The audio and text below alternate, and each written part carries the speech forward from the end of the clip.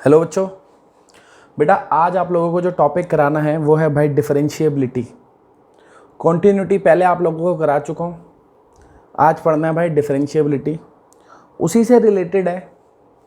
तो अगर वो टॉपिक आप लोगों को ठीक से नहीं आता है तो भाई ये समझ नहीं आएगा, पहले उसे समझो फिर इसको समझना, ठीक है। तो डिफरेंशिएबिलिटी ये सब पढ़ने से पहले आपको बता देता हूँ किस बारे में है क्या डिफरेंशिएबिलिटी। डिफरेंशिएबिलिटी में हम चेक करते हैं एग्जिस्टेंस ऑफ डेरिवेटिव, कि किसी फंक्शन का डेरिवेटिव किसी पर्टिकुलर पॉइंट पे एग्जिस्ट करता है या नहीं करता है, कि किसी फंक्शन का डेरिवेटिव किसी पर्टिकुलर पॉइंट पे एग्जिस्ट करता है कि नहीं करता है, ये चेक करते हैं बस हम, ठीक है। तो ये सारी राम कहानी पढ़ने से पहले मैं आपको ज़रा एक दो बातें समझा देता हूँ, देखेंगे भाई ध्यान से। जैसे देखो यहाँ पे एक चीज़ लिखी है, ये कह रहा है differentiability at a point, a function F X is said to be differentiable और डेरिवेबल। डिफरेंशिएबल डेरिवेबल बात एक ही है, डिफरेंशिएबल कह लो या डेरिवेबल, इसका मतलब है उसका डेरिवेटिव एग्जिस्ट करता है at a point X equals to A if, याद है ना ये वाला इफ़ मतलब इफ़ एंड ओनली इफ़, है ना, कि भैया ये जो लिमिट है ये एग्जिस्ट करे। ये लिमिट आपको पता है क्या होती है? क्या ये डेरिवेटिव नहीं होता? आपको बता चुका हूँ ये बात मैं। डेरिवेटिव अगर आप लोगों ने करा है तो आपको एक बात समझाई थी कि भैया मान लो ये एक ग्राफ है किसी फंक्शन का, कुछ भी कोई भी फंक्शन है उसका ग्राफ है, ठीक है। हमने एक पॉइंट लिया यहाँ पर ए, ठीक है, क्या पॉइंट लिया जी? ए, और एक और पॉइंट लिया इसके आगे हमने, इसको मैं कह देता हूँ x। क्या कह देता हूँ जी? x। अगर मैं इन दोनों पॉइंट को कह दूँ कि ये दोनों पॉइंट बहुत ही एक दूसरे के ऊपर है, काफ़ी पास है, और उन दोनों को कनेक्ट करूँ तो जो बाहर से एक लाइन चली जाएगी जिसे हम टेंजेंट कहते हैं। ये आपको समझा चुका हूँ मैं पहले भी कि नहीं समझा चुका, कि भैया a पर एक पॉइंट था इस कर्व पे और x पर भी एक पॉइंट था, x और a बिल्कुल पास में थे, इनमें कुछ भी गैप नहीं था, ना के बराबर गैप था लेकिन ना के बराबर, कि x एक तरीके से a के ऊपर ही है, आप ये समझ लो बिल्कुल कम गैप है कि आप अपनी आंखों से देख भी नहीं सकते, इतना छोटा गैप है। तो अगर मैं उन दोनों को जोड़ूंगा तो एक टेंजेंट बन जाएगी। और उस टेंजेंट का स्लोप कैसे निकालते हैं भाई? स्लोप निकालने का फॉर्मूला होता है ना y2 minus y1 upon x2 minus x1, होता है स्लोप निकालने का फॉर्मूला, आपको पता है ये चीज़, है ना। तो अगर मैं बात करूँ कि ये दो कोऑर्डिनेट्स क्या हैं, ये दो कोऑर्डिनेट्स क्या हैं, मान लो जो ए पे ये जो लाइन जा रही है सीधी, ये ऊपर कैपिटल ए कोई पॉइंट है ये जो हमने मार्क कर दिया, और ये जो एक्स के ऊपर लाइन जा रही है ये वाला पॉइंट कैपिटल बी है, तो आप बता सकते हो ए के कोऑर्डिनेट क्या होंगे? तो इस फंक्शन की इक्वेशन पता होनी चाहिए हमें। मान लेता हूँ इस फंक्शन की इक्वेशन है y equal to F X, ये जो ग्राफ बनाया है ये y equal to F X का ग्राफ है, ठीक है। तो जो a के कोऑर्डिनेट होंगे वो क्या होंगे? a पर a कोऑर्डिनेट पे आपका x क्या होगा? a ही तो होगा, है ना। जो a ये पॉइंट है यहाँ पे x की वैल्यू a ही तो होगी, और y क्या होगा? इस फंक्शन में पुट कर दो पता लग जाएगा, x की जगह a रख दिया तो y की वैल्यू क्या आ गई? fa, सही है। और अगर मैं आपसे पूछूं कि b जो पॉइंट है उसके कोऑर्डिनेट्स क्या होंगे, जो आपका b पॉइंट है उसके कोऑर्डिनेट्स क्या होंगे? b पॉइंट के कोऑर्डिनेट होंगे, वहाँ पे हमारा x कोऑर्डिनेट तो x ही हो जाएगा, और फिर y कोऑर्डिनेट क्या हो जाएगा? fx हो जाएगा, है कि नहीं। y की वैल्यू fx के ही तो इक्वल है। अब अगर मैं आपसे पूछूं कि ये जो ab पॉइंट को ये जो लाइन ज्वाइन कर रही है, ये जो टेंजेंट है, इसका स्लोप कैसे निकलेगा? यही फॉर्मूला लगेगा ना, y2 minus y1 upon x2 minus x1। तो y2 माइनस y1 यानी fx minus fa upon x minus a, y2 minus y1 upon x2 minus x1, है ना। और ये मैंने आपको बता दिया कि x और a दो अलग अलग पॉइंट नहीं, आप मान लो कि x लगभग a के बराबर ही है।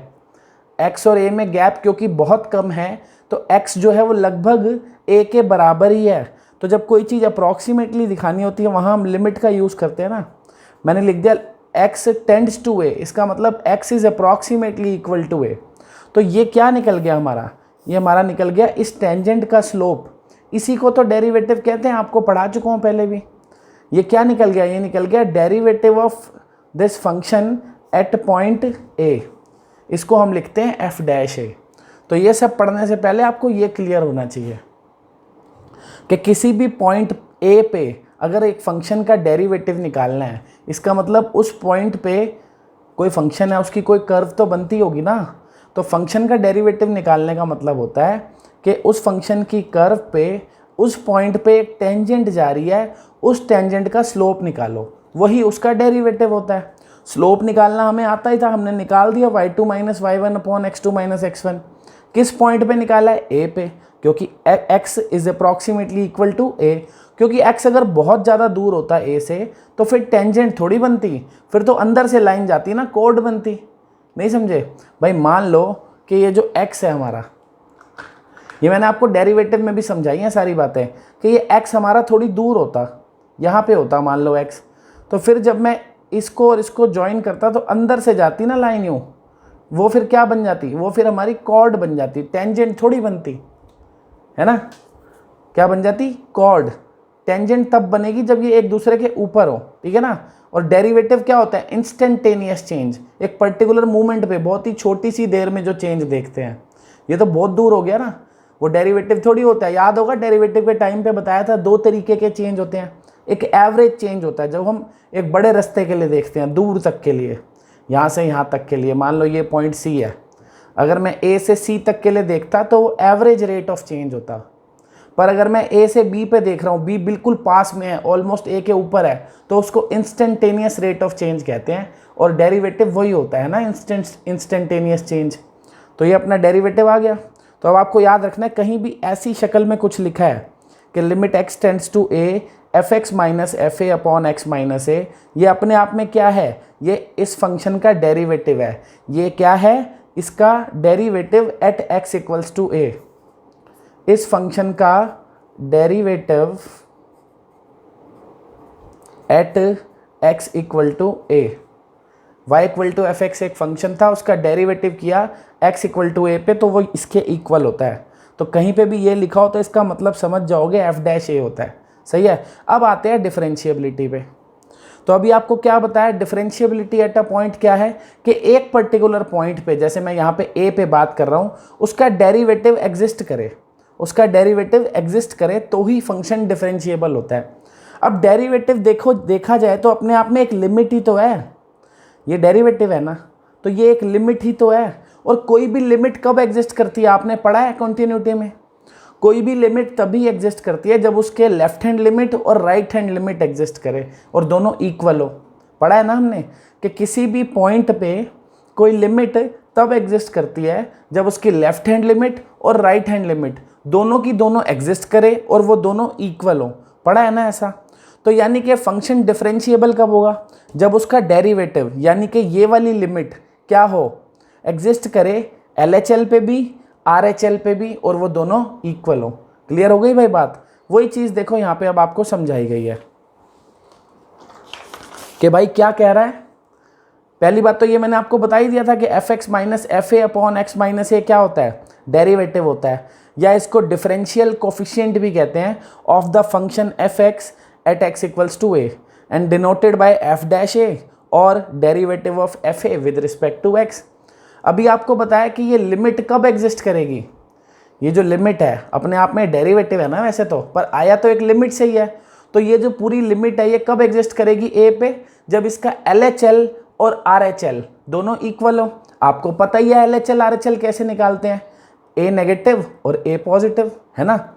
ए पे हमें limit x tends to a of some function check करनी हो एग्जिस्ट करती है कि नहीं करती। तो कैसे चेक करते हैं, हम चेक करते हैं कि उसका LHL यानी a नेगेटिव पे उसकी वैल्यू और a पॉजिटिव पे उसकी वैल्यू सेम हो। यही चेक करते थे ना एग्जिस्टेंस में। तो अगर ये दोनों सेम हो गई तो ये एग्जिस्ट करेगा, यानी फंक्शन डिफरेंशिएबल होगा। बात खत्म। समझ आ गई बात कि कभी भी चेक करना है फंक्शन एक पर्टिकुलर पॉइंट ए पे डिफरेंशिएबल है कि नहीं या डेरिवेबल है कि नहीं, मतलब उसका डेरिवेटिव ए पर एग्जिस्ट करता है कि नहीं। इसका मतलब क्या है कि भैया ये जो पूरी लिमिट है, ये जो पूरा डेरिवेटिव है वो लेफ्ट हैंड ए के लेफ्ट पे और ए के राइट पे लेफ्ट हैंड लिमिट इसकी और राइट हैंड लिमिट दोनों एग्जिस्ट भी करनी चाहिए और इक्वल भी होनी चाहिए। एक तो ये दोनों नॉट डिफाइंड नहीं होने चाहिए और दोनों इक्वल भी होने चाहिए, ठीक है ना। अब क्योंकि ये लिमिट वैसे तो लेफ्ट हैंड लिमिट है और ये राइट हैंड लिमिट है, लेकिन अपने आप में क्योंकि ये एक डेरिवेटिव को रिप्रेजेंट कर रहा है, ये भी एक डेरिवेटिव को रिप्रेजेंट कर रहा है, इसलिए हम इनको कहते हैं लेफ्ट हैंड डेरिवेटिव। इसको क्या कहते हैं? Left hand derivative. इसको कहते हैं राइट हैंड डेरिवेटिव, ठीक है। तो ये है left hand derivative of the function F X at point X equal to A and it is denoted by F dash A negative. इस पूरे को आप क्या लिख सकते हो? एफ डैश ए नेगेटिव या एल एफ डैश ए के left hand derivative of function at X equals to A, ठीक है। ये क्या है? Right hand derivative of F X at X equals to ए, या क्या कह सकते हो, इसको डिनोट कर सकते हो एफ डैश ए पॉजिटिव से या फिर R F dash A. R F dash A मतलब right hand derivative of F X at X equals to A, ठीक है। अब ये निकालना तो आपको आता ही है, आपको पता है जब a नेगेटिव होता है तो हम x की जगह क्या लिखते हैं? a माइनस एच लिखते हैं ना। जब a नेगेटिव होता है तो x को लिखते हैं a माइनस एच, तो दोनों x की जगह a माइनस एच लिख दिया और लिमिट को रिप्लेस कर देते हैं h टेंड्स टू 0 से। फिर ये a और a कट गए और ये जो बच गया भाई। ऐसे ही इधर a पॉजिटिव में क्या करते हैं?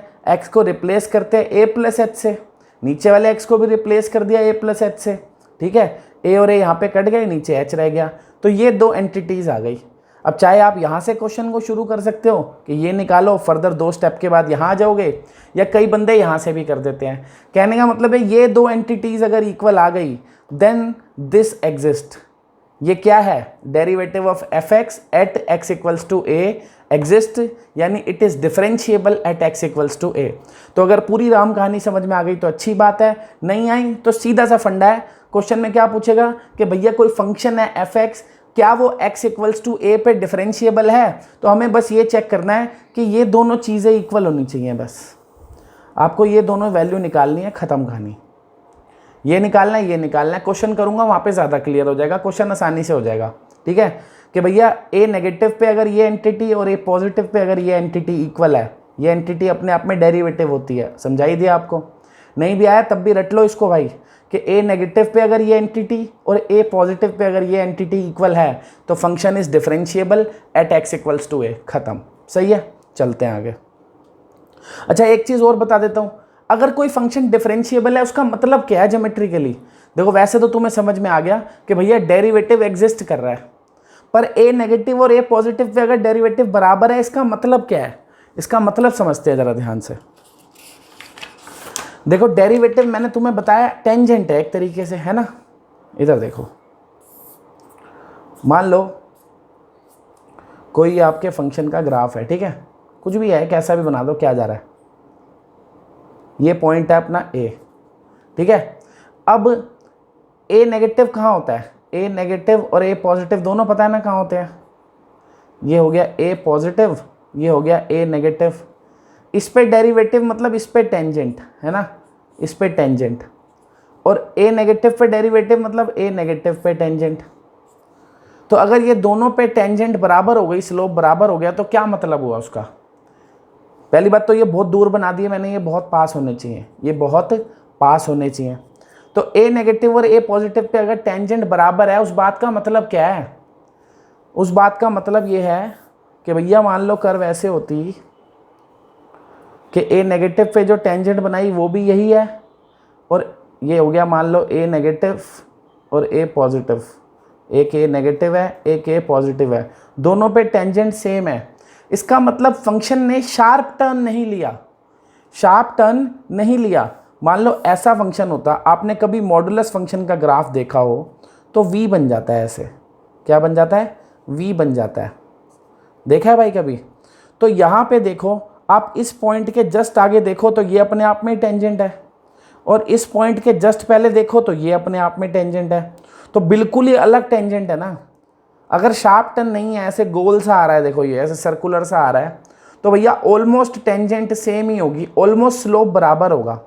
ये जो पॉइंट ए है बीच में, ए से जस्ट पहले और जस्ट बाद मैं कह सकता हूँ टेंजेंट ऑलमोस्ट सेम होगी। लेकिन अगर मैं मॉडुलस फंक्शन में बात करूँ जहाँ पे शार्प टर्न है, ये v बन रहा है, एक वर्टेक्स बन गई, वर्टेक्स मतलब कॉर्नर, एक ग्राफ में अगर कहीं पे कॉर्नर होता है ना, एक कोना होता है जहाँ से शार्प टर्न आ जाए, तो शार्प टर्न आते ही टेंजेंट एकदम बदल जाती है। इसके जस्ट बाद टेंजेंट एकदम अलग है और इसके जस्ट पहले टेंजेंट एकदम अलग है। लेकिन अगर शार्प टर्न नहीं है तो एक किसी भी पॉइंट के जस्ट पहले अगर उस पॉइंट पे शार्प टर्न नहीं है, जैसे इधर हमेशा थोड़ी शार्प टर्न ले रहा है, एक ही जगह तो ले रहा है, ये क्या पॉइंट है जब x कितना है 0, तो ये वाला ग्राफ x = 0 पे शार्प टर्न ले रहा है, तो 0 के जस्ट बाद टेंजेंट अलग है, 0 से जस्ट पहले टेंजेंट अलग है। तो क्योंकि दोनों पे टेंजेंट अलग है, मतलब 0 पॉजिटिव और 0 नेगेटिव पे दोनों पे डेरिवेटिव अलग है, तो ये फंक्शन 0 पे डिफरेंशिएबल नहीं है। बाकी सब जगह डिफरेंशिएबल है, बट कहाँ पे डिफरेंशिएबल नहीं है? 0 पे। समझ गए ना 0 पे क्यों नहीं है डिफरेंशिएबल? क्योंकि 0 पे इसने शार्प टर्न ले लिया, 0 के बाद इसका टेंजेंट बिल्कुल अलग है, 0 से पहले इसका टेंजेंट बिल्कुल अलग है। लेकिन अगर ये वाला ग्राफ देखूं, ए पॉइंट की बात करूं, तो ए से जस्ट पहले भी टेंजेंट लगभग वही था, ए के जस्ट बाद भी टेंजेंट लगभग वही था। समझ गए मतलब? तो डिफरेंशिएबिलिटी का मतलब क्या हुआ? किसी एक पॉइंट पे डिफरेंशिएबिलिटी का मतलब है फंक्शन वहां पे शार्प टर्न नहीं ले रहा, उस पॉइंट पे वो पॉइंट फंक्शन का कॉर्नर पॉइंट नहीं है। वो फंक्शन जो पॉइंट है, अगर किसी पॉइंट पे फंक्शन डिफरेंशिएबल है, जैसे ये वाला फंक्शन ए पे डिफरेंशिएबल है, तो ए एक कॉर्नर पॉइंट नहीं है, ए एक वर्टेक्स नहीं है। वर्टेक्स मतलब कोना, है ना? मतलब ए पे इस फंक्शन ने शार्प टर्न नहीं लिया, सही है। और अगर डिफरेंशिएबल नहीं है उस पॉइंट पे, तो फंक्शन ने शार्प टर्न लिया है। यही मतलब होता है डिफरेंशिएबिलिटी का। या और पढ़े लिखों की लैंग्वेज में कहना है तो आप यूं कह सकते हो कि भैया इस पॉइंट पे एक अलग टेंजेंट है, ए पे टेंजेंट है ना, ए से अगले पे कोई अलग टेंजेंट होगी। हर एक पॉइंट पे एक यूनिक टेंजेंट है, किसी भी पॉइंट पे एक से ज़्यादा टेंजेंट नहीं है। देखो 0 पे आप कह सकते हो 0 पॉजिटिव पे अलग टेंजेंट है, 0 नेगेटिव पे अलग टेंजेंट है। 0 पॉजिटिव और 0 नेगेटिव दोनों ही पॉइंट लगभग आसपास ही होते हैं, तो दोनों पे अलग अलग टेंजेंट है। तो आप कह सकते हो कि ऑलमोस्ट एक ही पॉइंट पे 2 टेंजेंट है, लेकिन यहाँ पे एक पॉइंट पे एक ही टेंजेंट है। तो मोरल ऑफ द स्टोरी क्या है भैया? मोरल ऑफ द स्टोरी है कि भाई अगर कोई फंक्शन डिफरेंशिएबल है किसी पॉइंट पे, तो meaning of differentiability at a point क्या है? F X is differentiable at a point X equal to A if and only if there exist a unique tangent at X equal to A, कि भैया A की tangent बने।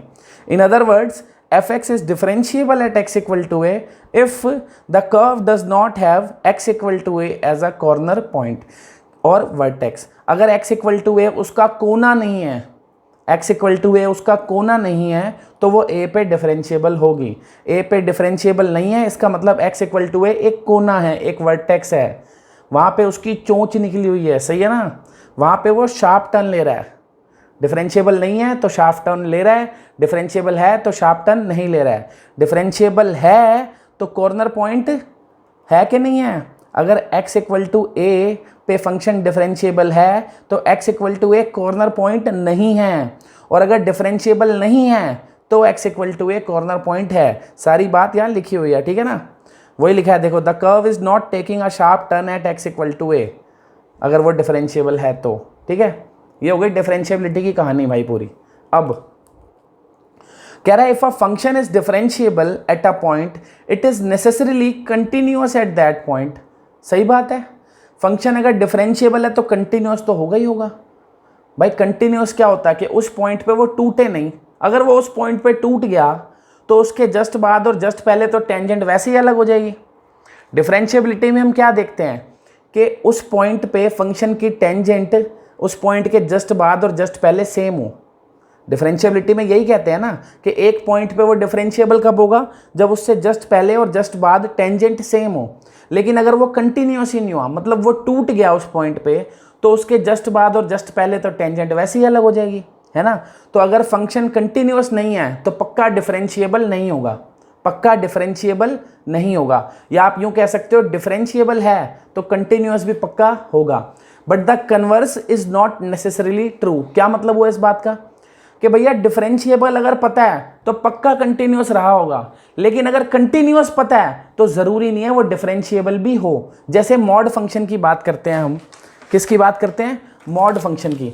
देखो आपने पढ़ा होगा, जिन्होंने नहीं पढ़ा कोई बात नहीं, मॉड फंक्शन वाली वीडियो देख लो, नहीं तो अभी पढ़ाएंगे आगे, कोई बात नहीं। मॉड फंक्शन का ग्राफ बनाते हो ना, जैसे आप मॉड एक्स का ग्राफ बनाते हो तो वो 0 पे v बन जाता है, 0 पे v बन जाता है। मॉड x माइनस 2 का ग्राफ बनाते हो, सीधी सी बात है, कुछ भी मॉड का ग्राफ बनाते हो ना तो वो अपनी 0 पे v बन जाता है। जैसे इसकी 0 क्या है, x इक्वल टू 2, तो ये 2 पे v बन जाएगा। सही है। अब मैं बात करूँ क्या ये दोनों ग्राफ कंटिन्यूअस है? हाँ है, टूट थोड़ी रहा कहीं पे भी ये ग्राफ। ये ग्राफ क्या कहीं पे भी टूट रहा है? नहीं टूट रहा, तो ये कंटिन्यूअस तो है, ये भी कंटिन्यूअस है। क्या ये डिफरेंशिएबल है हर जगह? नहीं, ये 2 पे डिफरेंशिएबल नहीं है और ये 0 पे डिफरेंशिएबल नहीं है, क्योंकि 2 पे इसने शार्प टर्न ले लिया, 0 पे इसने शार्प टर्न ले लिया। तो मुझे पता चला कि ये दोनों ग्राफ, ये दोनों फंक्शन एक पर्टिकुलर पॉइंट ऐसा मिल गया जहाँ पे डिफरेंशिएबल नहीं है बट कंटिन्यूअस है वहाँ पे, क्योंकि टूट नहीं रहे हैं, ना ही ये वहाँ पे नॉट डिफाइंड हो रहे हैं। क्या ये 2 पे नॉट डिफाइंड है? नहीं है। क्या ये 2 पे नॉट डिफाइंड है? नहीं है भाई।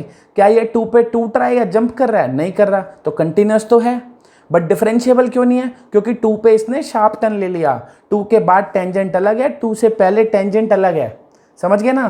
तो अगर कोई फंक्शन कंटिन्यूअस है तो ज़रूरी नहीं है वो डिफरेंशिएबल भी हो, लेकिन उल्टा तो है, अगर वो डिफरेंशिएबल हुआ तो पक्का कंटिन्यूअस होगा। ये बात अपने दिमाग में सेट कर लो। अब यहाँ से तुम्हें एक बात और पता लग गई होगी कि मॉड फंक्शन जब हम लेते हैं, ये जो मॉड फंक्शन हमने लिए हैं इनका v बन रहा है ना, linear mod function. Linear mod function में हमेशा v बनता है जनरली, अगर अकेला है तो, और वो अपनी 0 पे शार्प टर्न ले लेता है। तो वो अपनी 0 पे क्योंकि शार्प टर्न ले लेता है तो कोई भी मॉड फंक्शन अपनी 0 पे हमेशा नॉन डिफरेंशिएबल होगा। जैसे मॉड x की 0 क्या है? 0, तो ये 0 पे नॉन डिफरेंशिएबल है। इसकी 0 क्या है? 2, तो ये 2 पे नॉन डिफरेंशिएबल है। जैसे इसकी 0 क्या है? -3, तो ये -3 पे क्या होगा? नॉन डिफरेंशिएबल, क्योंकि -3 पे ये शार्प टर्न लेगा बट कंटिन्यूअस हमेशा होगा। तो मॉड फंक्शन कंटिन्यूअस तो हमेशा होगा, डिफरेंशिएबल नहीं होगा अपनी 0 पे। उसके अलावा कहीं देखना हो तो वो तो होगा ही कंटिन्यूअस। सही है। बाकी तो जो समझ में आ रहा है देख के तो अच्छी बात है, नहीं तो मेथड तो पता लग ही गया। अभी मेथड से चेक करेंगे, हर किसी को चेक कर लिया करेंगे, देख के पता लग जाए तो बहुत बड़ी बात है। आगे देखो वही चीज़ लिखी हुई है कि F X is differentiable at X equals to C, it implies that F X is continuous at X equal to C. वही तो लिखा है कि डिफरेंशिएबल है तो कंटिन्यूअस भी होगा। ये हमने देखो इसका प्रूफ भी करा है यहाँ पे कि मान के चला एक फंक्शन डिफरेंशिएबल है सी पे, फिर हमने प्रूफ करा है वो कंटिन्यूअस भी है। देखो कैसे करेंगे। X tends to C F X है, अगर मैं इसको निकालूं और ये एफ सी के इक्वल आ जाए, आपने पढ़ा है ना, फिर ये कंटिन्यूअस हो जाएगा कि नहीं पढ़ा है कि भैया अगर limit X tends to C F X F of C के इक्वल आ जाए तो ये कंटिन्यूअस होता है। ये मैं आपको पढ़ा चुका हूँ, है ना। तो मैं इसको प्रूफ करूँगा कि ये एफ सी के इक्वल है। कैसे? देखो, ये एफ एक्स था, मैंने इसमें minus F C plus F C कर दिया, कोई दिक्कत तो नहीं है। एफ एक्स था, इसमें माइनस एफ सी और प्लस एफ सी कर दिया, सही है। फिर क्या किया, ये वाला प्लस एफ सी तो ये रहा, ये भाई सेम ही लिख रहा हूँ, ठीक है, इसको मत देखना। ये सारी की सारी जो आपकी एल एच एस है ये सेम चल रही है, आर एच एस में ड्रामा हो रहा है जो भी हो रहा है। तो ये एफ एक्स था, सबसे पहले मैंने इसमें minus F C plus F C कर दिया, ये F C as it is लिख दिया, ठीक है। अब यहाँ पे ये वाली जो टर्म थी, ये जो अपना F X minus F C था ये वाला, है ना, इसको डिवाइड कर दिया एक्स माइनस सी से और मल्टीप्लाई भी कर दिया एक्स माइनस सी से। कट तो जाएंगे, ये कर सकता हूँ ना ऐसे, बैलेंस तो है ही, ये कर दिया इससे, ठीक है। फिर क्या करा, ये जो बाहर लिमिट थी इसको डिस्ट्रीब्यूट कर दिया अंदर सब पे, तीनों पे। 3 एंटिटीज़ दिख रही हैं, देखो, एक ये दिख रही है एंटिटी, एक ये दिख रही है एंटिटी और एक ये दिख रही है। तीनों पे लिमिट अलग अलग डिस्ट्रीब्यूट कर दी। इस पे भी लिमिट अलग लिख दी, इस पे भी लिमिट अलग लिख दी, इस पे भी लिख दी, लेकिन आप कहोगे लिखी तो है नहीं। अबे इसमें तो एक्स ही नहीं है, जब इसमें एक्स ही नहीं है तो लिमिट क्या करेगी इसका, इसमें कहाँ पुट करूँगा लिमिट, तो समझ लो कर दी पुट, करूँ नहीं करूँ एक ही बात है, तो कांस्टेंट है, तो ये तो एफ सी रहेगा। समझ रहे हो ना। तीनों पे लिमिट अलग अलग डिस्ट्रीब्यूट करी, पर इस पे खो गई, खत्म ही हो गई, क्योंकि इसमें एक्स तो था ही नहीं, इंडिपेंडेंट ऑफ एक्स है, तो लिमिट क्या करेगी इसका, कुछ नहीं कर सकते, ठीक है ना। डल गई नहीं डली जो भी है ये एफ सी रहेगा। और इन दोनों पे लिमिट मैंने अलग अलग लिख दी। ये मैं आपको पहले ही बता चुका हूँ क्या होता है। ये जो एंटिटी है ये अपने आप में क्या दिखा रही है, एफ एक्स का डेरिवेटिव एट पॉइंट सी, बताया ना, F X minus F C upon X minus C if X tends to C. ये अपने आप में क्या दिखा रहा है, एफ एक्स का डेरिवेटिव एट सी, यानी कि एफ डैश सी। तो ये पूरी एंटिटी क्या बन गई, एफ डैश सी बन गई, सही है। और इसमें मैंने क्या करा भाई, इसमें हमने पुट कर दिया x की जगह c, x की जगह c डालूंगा तो c माइनस सी क्या हो गया, 0 हो गया ये, सही है। ये वाला F C as it is है ही।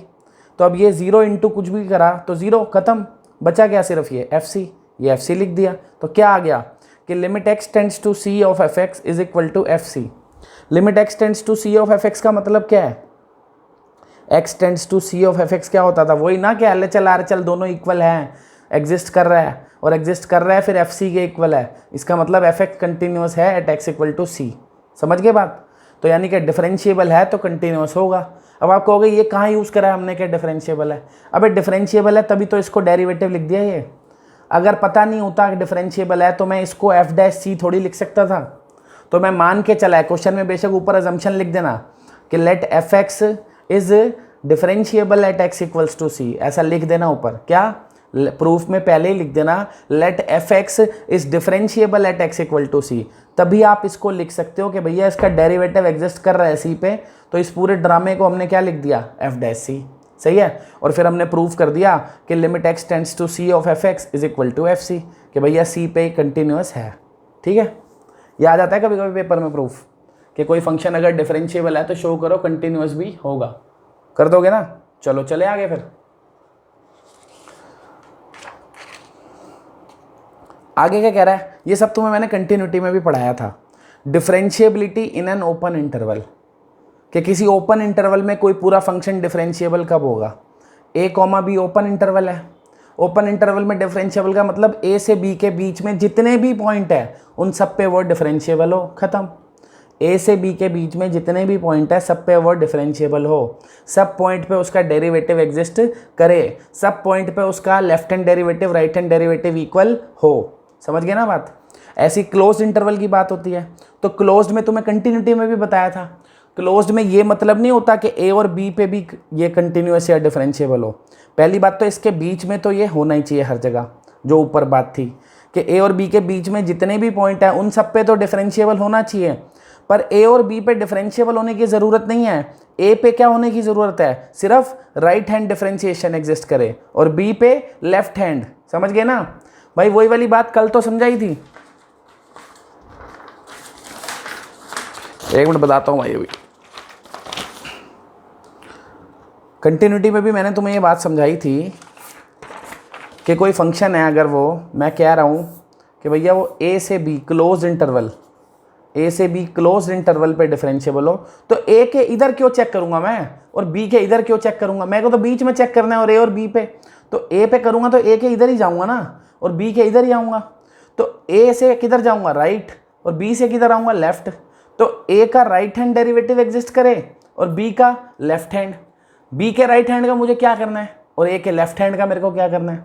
तो a का राइट हैंड डेरिवेटिव एग्जिस्ट करे, b का लेफ्ट हैंड एग्जिस्ट करे और बीच में सभी पॉइंट पे एग्जिस्ट करे, तो वो क्लोज्ड पे क्या हो जाएगा, डिफरेंशिएबल हो जाएगा। ओपन में तो कुछ भी चेक नहीं करना है a और b को, सिर्फ बीच वाले पॉइंट पे डिफरेंशिएबल हो। क्लोज्ड में a और b के सभी करने चाहिए बीच के पॉइंट तो, और a का सिर्फ लेफ्ट हैंड एग्जिस्ट करे और b का राइट हैंड, सॉरी a का राइट हैंड डेरिवेटिव एग्जिस्ट करे और b का लेफ्ट हैंड। ठीक है ना, यही लिखा है यहाँ पे कि भैया क्या करे, a पॉजिटिव, a का राइट हैंड डेरिवेटिव मतलब a पॉजिटिव, a के आगे एग्जिस्ट करे ये, और b नेगेटिव मतलब b के पीछे एग्जिस्ट करे, और a और b के बीच में सभी पॉइंट पे एग्जिस्ट करे। इतना कोई क्वेश्चन पूछते नहीं है ये तो बस मैं जब बताता हूँ तो मेरा दिल करता है बच्चों को सारे कंसेप्ट अच्छे से बता दूँ, और कोई बात नहीं है। इतना कोई ढंग से आप लोगों से ये पूछ नहीं रहे कंसेप्ट, ठीक है, ना ही कोई इतने खास क्वेश्चन पूछेंगे। फिर भी कभी एक नंबर में किसी टीचर का दिमाग खराब हो जाए, आपसे मजे ले, तो वो ना ले पाए, इसीलिए मैंने आपको ये कहानी बता दी सारी। ठीक है, क्वेश्चन करूँगा, इतना कुछ काम नहीं आना है, क्वेश्चन आपको अच्छे से समझ में आ जाएंगे। तो जिनको समझ में आ रही है अच्छी बात है, नहीं समझ में आ रही छोड़ दो, हटाओ, कोई दिक्कत नहीं है, ये सब बेकार की बातें हैं। जिनको समझ नहीं आ रही उनको बस ये चीज़ याद रखनी है कि हमें क्वेश्चन में ये चेक करना है, ये बराबर ये, बस ख़त्म। जब क्वेश्चन करूँगा तो समझ आ जाएगा। ये सारी कहानी छोड़ दो जिसको समझ में नहीं आ रही, कोई दिक्कत नहीं है। जिसको अच्छे से मैथ सीखना है, कुछ करना है मैथ्स में आगे जाके, तो ठीक है। जिसको सिर्फ नंबर लाने हैं, इससे आ जाएंगे, बात ख़त्म। ये दोनों इक्वल होने चाहिए, ठीक है। ये दोनों निकालने कैसे हैं वो तो मैं तुम्हें बता ही चुका हूँ, बाकी अभी क्वेश्चन करूँगा तो और समझ आ जाएगा। तो कहाँ थे, ओपन इंटरवल क्लोज इंटरवल हो गया। अब डिफरेंशिएबल फंक्शन क्या होता है, जैसे कंटिन्यूअस फंक्शन होता था, एक ऐसा फंक्शन जो अपनी डोमेन में कंटिन्यूअस हो, ऐसी एक ऐसा फंक्शन जो अपनी डोमेन में डिफरेंशिएबल हो, उसको कहते हैं डिफरेंशिएबल फंक्शन। एक होता है एवरीवेयर डिफरेंशिएबल फंक्शन। वो क्या होता है, इसमें और इसमें क्या फ़र्क है, ये फंक्शन सिर्फ अपनी डोमेन में, एक पर्टिकुलर डोमेन होती है उसी में डिफरेंशिएबल होता है। ये हर जगह डिफरेंशिएबल होता है, कुछ भी डाल लो, कोई भी रियल नंबर डालो डिफरेंशिएबल है। ये हर एक पे नहीं होगा, सिर्फ एक पर्टिकुलर डोमेन में होगा। समझ गए ना? पता ही है तुम्हें, कई फंक्शन की डोमेन फिक्स्ड होती हैं, लिमिटेड होती है भाई। जैसे मान लो एक मैंने ऐसे एक फंक्शन लिख दिया, ये square root of x minus 3, तो इसकी डोमेन तो पता है ना तुमको क्या है कि नहीं पता? डोमेन निकालनी नहीं आती? अबे ये रूट के अंदर पॉजिटिव होना चाहिए ना, कि x minus 3 should be greater than equal to 0, कि रूट में नेगेटिव हो गया तो लफड़ा हो जाएगा। तो x greater than equal to 3 आ गया, तो x की वैल्यू क्या हो गई, 3 से इन्फिनिटी। कहने का मतलब है x को 3 से इन्फिनिटी रख सकता हूँ इसमें, अगर उसके अलावा कुछ रखा तो ये नॉट डिफाइंड हो जाएगा। तो ये डोमेन आ गई इस फंक्शन की, ये ऐसी डोमेन है जिस पे ये रियल होगा हमेशा, है ना? तो इस डोमेन में तो ये डिफरेंशिएबल है, इस डोमेन में ये डिफरेंशिएबल है, तो मैं इसे कहूँगा कंटिन्यूअस फंक्शन। बट मैं इसको एवरीवेयर कंटिन्यूअस नहीं कह सकता। क्यों नहीं कह सकता एवरीवेयर कंटिन्यूअस? क्योंकि इसमें मैं 2 थोड़ी रख सकता हूँ, 2 रखूँगा तो लफड़ा हो जाएगा, 2 रखूँगा तो लफड़ा हो जाएगा भाई, 2 रखूँगा तो रूट में नेगेटिव आ गया, हो गया पंगा। समझ गए ना? तो ये अपनी डोमेन में तो डिफरेंशिएबल है, बट एवरीवेयर डिफरेंशिएबल नहीं है। समझ गए बात? अब चलो, तो एवरीवेयर डिफरेंशिएबल और डोमेन में डिफरेंशिएबल का फ़र्क ये होता है। तो जो डोमेन में डिफरेंशिएबल हो उसको बोलते हैं डिफरेंशिएबल फंक्शन, जो हर जगह डिफरेंशिएबल हो, कुछ भी डाल लो, वो होता है एवरीवेयर डिफरेंशिएबल। ठीक है, अब मैं आपको कुछ छोटे छोटे फंक्शन बता देता हूँ जो हमेशा एवरीवेयर डिफरेंशिएबल होते हैं या कहाँ डिफरेंशिएबल होते हैं, काम आएगा आगे एक टॉपिक में वहाँ, क्योंकि हमें देख के ही लिखना होता है। बताया था आपको एक टॉपिक आएगा अभी आगे, 2 आएंगे वैसे तो, रोलिस थ्योरम एंड एलएमवी थ्योरम। उन दोनों टॉपिक्स में हमें देख के ही लिखना होता है फंक्शन कंटिन्यूअस है कि नहीं, पूरा करते नहीं हैं हम। तो ये आपको छोटे छोटे थोड़े फंक्शन पता होने चाहिए। जैसे कह रहा है every polynomial function is differentiable at each x belongs to r। मतलब पॉलिनोमियल फंक्शन बताया था ना, वही क्वाड्रेटिक, क्यूबिक, ऐसे फंक्शन जिसमें x की पावर होल नंबर में हो, वो हमेशा डिफरेंशिएबल होते हैं। कह रहा है at each x belongs to r, मतलब एवरीवेयर डिफरेंशिएबल। ठीक है, हर पॉलिनोमियल एवरीवेयर डिफरेंशिएबल होता है। एक्सपोनेंशियल फंक्शन भी एवरीवेयर डिफरेंशिएबल होता है। एक्सपोनेंशियल पता है ना क्या होता है, e की पावर x, वैसे मोर प्रिसाइज कहो तो a की पावर x। a की पावर x को एक्सपोनेंशियल बोलते हैं, और a 0 से बड़ा होना चाहिए, e भी 0 से बड़ा ही होता है। पता है ना, e की वैल्यू 2.7 के आसपास होती है। तो e की पावर x कह लो, a की पावर x कह लो, ये दोनों एक्सपोनेंशियल फंक्शन होते हैं, हमेशा डिफरेंशिएबल होते हैं, एवरीवेयर डिफरेंशिएबल। हर कांस्टेंट फंक्शन एवरीवेयर डिफरेंशिएबल होता है, हर कांस्टेंट फंक्शन एवरीवेयर डिफरेंशिएबल होता है। लॉगरिदमिक फंक्शन जो होता है वो अपनी डोमेन में डिफरेंशिएबल होता है, एवरीवेयर नहीं होता, अपनी डोमेन में होता है। और आपको पता है लॉगरिदमिक की डोमेन क्या होती है, पॉजिटिव नंबर, है ना? लॉग में जो डोमेन है वो पॉजिटिव होनी चाहिए, अगर कभी नेगेटिव पे पूछ रहा हो तो डिफरेंशिएबल नहीं होगा। Trigonometric and inverse trigonometric function ये भी अपनी डोमेन में क्या होते हैं, डिफरेंशिएबल होते हैं। सही है, तो आपको पता होनी चाहिए सबकी डोमेन। ये क्या कह रहा है, सम डिफरेंस प्रोडक्ट कोशेंट, मतलब कोई 2 डिफरेंशिएबल फंक्शन है, उनको प्लस माइनस मल्टीप्लाई डिवाइड कुछ भी कर लो तो वो डिफरेंशिएबल ही बनेगा नया फंक्शन। सही है, अगर 2 डिफरेंशिएबल फंक्शन दे रखे हैं, आप उनको प्लस माइनस मल्टीप्लाई डिवाइड कुछ भी कर लो, हमेशा जो नया फंक्शन बनेगा वो क्या होगा, डिफरेंशिएबल। बट कोशेंट में ध्यान रखना है कि अगर आपने डिवाइड करा है तो नीचे वाला 0 नहीं होना चाहिए, उतना तो ध्यान रखोगे ही। ठीक है, आगे क्या कह रहा है, the composition of a differentiable function is a differentiable function. कि 2 डिफरेंशिएबल फंक्शन है तो उनका फॉग और गॉफ निकालते थे ना, तो वो भी डिफरेंशिएबल होगा। ठीक है भाई, तो ये थी डिफरेंशिएबिलिटी की पूरी थ्योरी, पूरा कंसेप्ट। नेक्स्ट वीडियो में करेंगे क्वेश्चन, तब तक इसको अच्छे से लिखो, अच्छे से समझो, अपने दिमाग में सेट करो। नहीं होता तो भी डरने की बात नहीं है, क्वेश्चन करूँगा, समझ में आ जाएगा। ठीक है भाई, समझ लोगे तो बहुत अच्छी बात है, तुम्हें भी अच्छा लगेगा, कुछ चीज़ सीख ली। चलो बाय, थैंक यू।